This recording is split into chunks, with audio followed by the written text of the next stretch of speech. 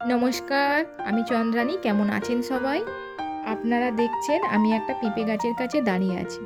সাধারণত প্রত্যেকটি বাড়িতেই আমরা পেঁপে গাছ দেখতে পাই। পেঁপের উপকারিতা ও ব্যবহার আমরা সবাই জানি, কিন্তু পেঁপে গাছের পাতার কি ব্যবহার এটা আমরা অনেকেই জানি না। চলুন আজ জেনে নিই পেঁপে গাছের পাতার কি স্বাস্থ্য উপকারিতা আছে। এখন বর্ষাকাল, তাই চারিদিকে জল জমা হয়ে ডেঙ্গু মশার সৃষ্টি হচ্ছে।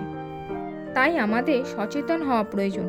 তা সত্ত্বেও যদি কারো ডেঙ্গু জ্বর হয়ে থাকে, তখন পেঁপে পাতার রস ভীষণভাবে উপকারী সিদ্ধ হয়, কারণ মানব শরীরে প্লেটলেটের সংখ্যা বাড়াতে এটি ব্যবহার হয়।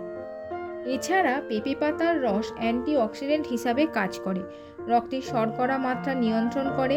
পেঁপে পাতার রস চুলে পুষ্টি যোগাতে ও চুল পড়া রোধ করতে সাহায্য করে।